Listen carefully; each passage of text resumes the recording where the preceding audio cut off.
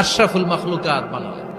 এত বৈচিত্র্য মানুষকে আল্লাহ দিয়েছেন, বিবেক দিয়েছেন, আবেগ দিয়েছেন, বাক শক্তি, কথা বলার ক্ষমতা। কোন প্রাণীর আছে? সুবহানাল্লাহ কইবেন না? বিবেক দিয়েছেন, আবেগ দিয়েছেন, বাক শক্তি দিয়েছেন, উপলব্ধি করবার মতো ক্ষমতা দিয়েছেন। আশরাফুল মাখলুকাত বানিয়েছেন এই মানুষকে। এই মানুষের মধ্যে আল্লাহ অনেক ক্যাপাসিটি দিয়েছেন। আবার আল্লাহ বললেন, ওয়ামিন আয়াতিহি খালকুস সামাওয়াতি ওয়াল আরদি ওয়াখতিলাফু আলসিনাতিকুম ওয়া আলওয়ানিকুম ইন্না ফী যালিকা লাআয়াতিন লিল আলিমিন। আমার সৃষ্টির মধ্যে অসাধারণ সৃষ্টি, আকাশ এবং জমিন সৃষ্টি, গায়ের রঙের ভিন্নতা, ভাষার ভিন্নতা। সুবহানাল্লাহ। আমরা কোন ভাষায় কথা বলি? কথা বলেন। আপনি কি মনে করছেন সারা ওয়ার্ল্ডে এই ভাষায় কথা বলে? ইন্ডিয়ানরা বলে হিন্দিতে, ইংরেজরা বলে ইংরেজিতে, আরাবিয়ানরা বলে আরবিতে, ঠিক কিনা?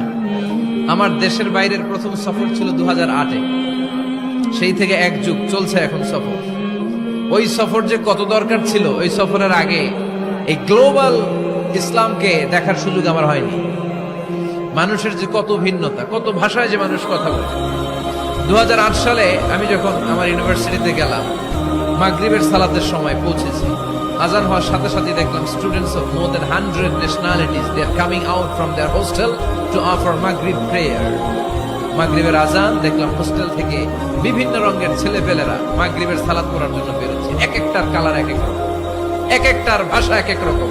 আমরা বাংলায় বললে আরাবিয়ানরা বুঝে না, আরাবিয়ানরা আরবিতে বললে ইন্ডিয়ানরা বুঝে না, ইন্ডিয়ানরা হিন্দিতে বললে ইংরেজরা বুঝে না, চাইনিজরা মান্ডারিনে বললে কেউ বুঝে না। চিয়াং ফিয়াং জিয়াং, এগুলো হচ্ছে চাইনিজ ভাষা।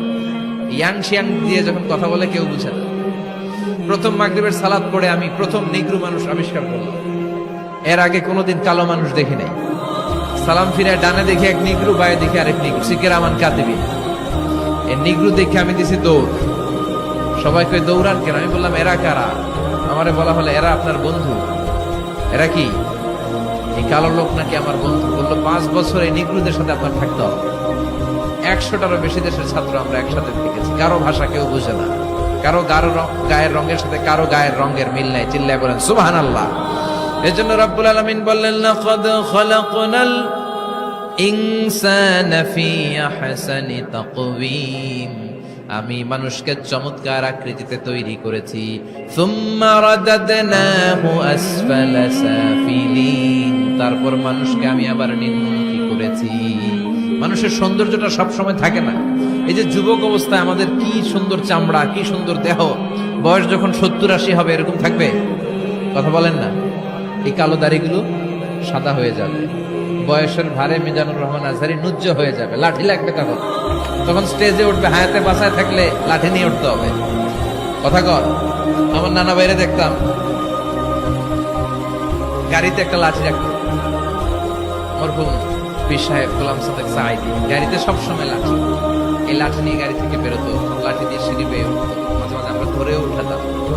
তো উনি কি এরকম ছিল না? একদিন ইয়াং তাগড়া যুবক, রং ধরা যৌবন, জং ধরে শেষ থাকে না।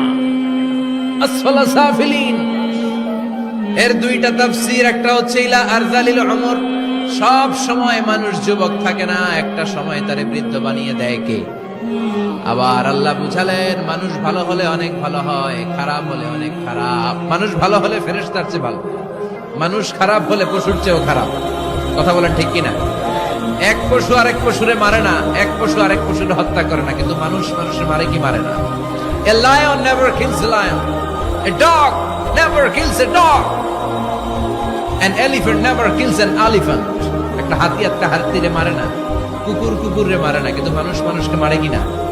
এজন্য আল্লাহ বললেন, লাকাদ খালাকনাল ইনসানা ফি আহসানি তাকওয়িম সুম্মা রাদাদনাহু আসফালা সাফিলিন ইল্লাল্লাযীনা আমানু ওয়া আমিলুস সালিহাতি ফালাহুম আজরুন গায়রু মামনুন। 2 শ্রেণীর মানুষের এই বিপদ নাই, যারা ঈমান এনেছে, সৎ কর্ম করেছে।